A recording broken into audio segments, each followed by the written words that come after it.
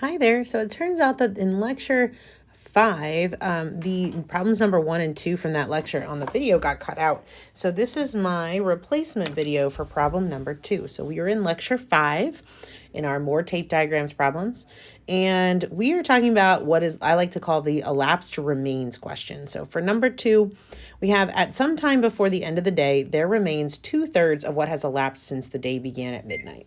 And I think the trickiest part with these is just the way that the wording is phrased. It's just a little bit tricky. So they're saying the day is going to start at midnight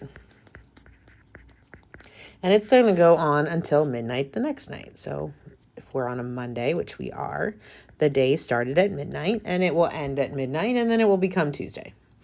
And of course, this then is 24 hours from start to finish.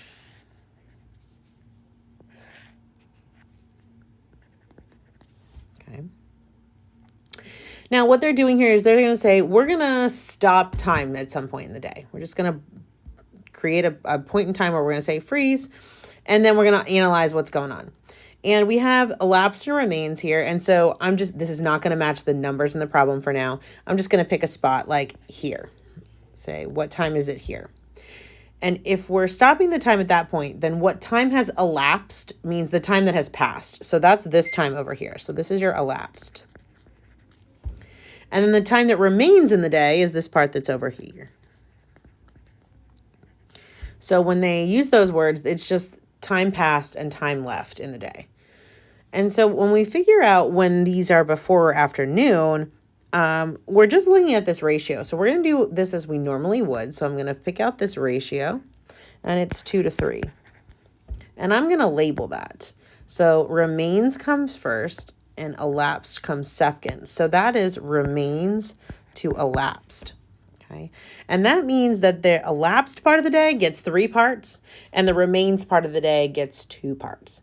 So more time has elapsed here than what remains. So my section up above here, this picture is actually off, right? Because they're saying that more time has elapsed. So I want my elapsed section to be bigger than my remains section. So that means I want to stop my time over here because then the elapsed time is bigger.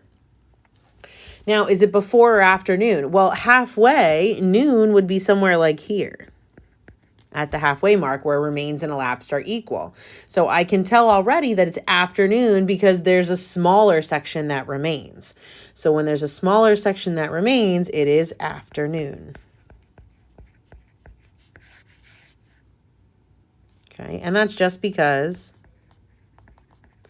the remains or the let's do it this way, elapsed is bigger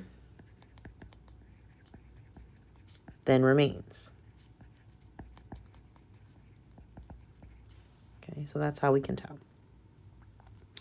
Next, they're going to give you a blank for a ratio here. So we have the number of hours that have elapsed since midnight, or sorry, since the day began, is blank times the number of hours that remain. So they want a ratio of elapsed to remains. So elapsed to remains would be 3:2. So you're just flipping your ratio over.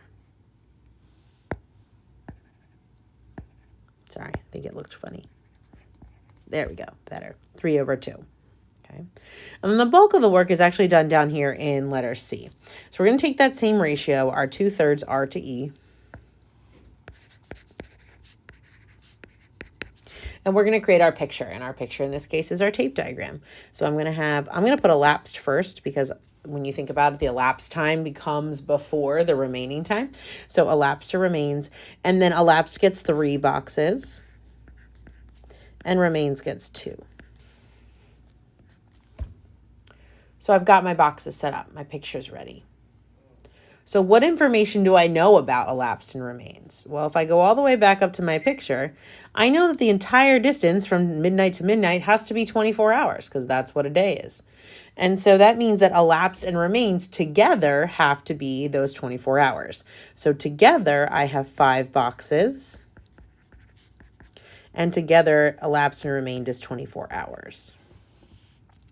And we're going to go ahead and divide by 5 to get 1 box. And our 1 box here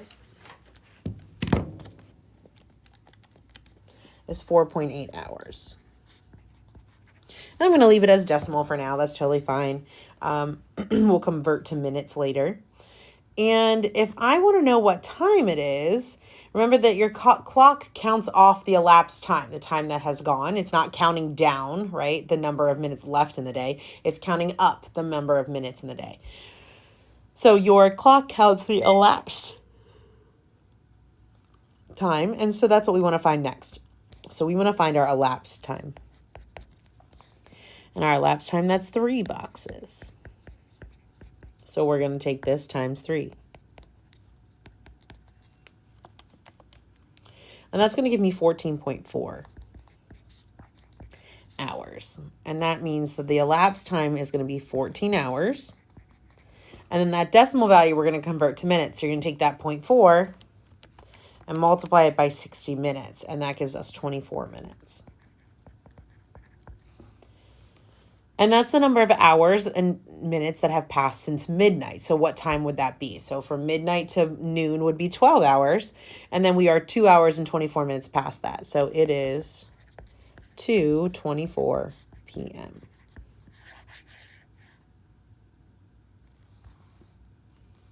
And that's how we do it.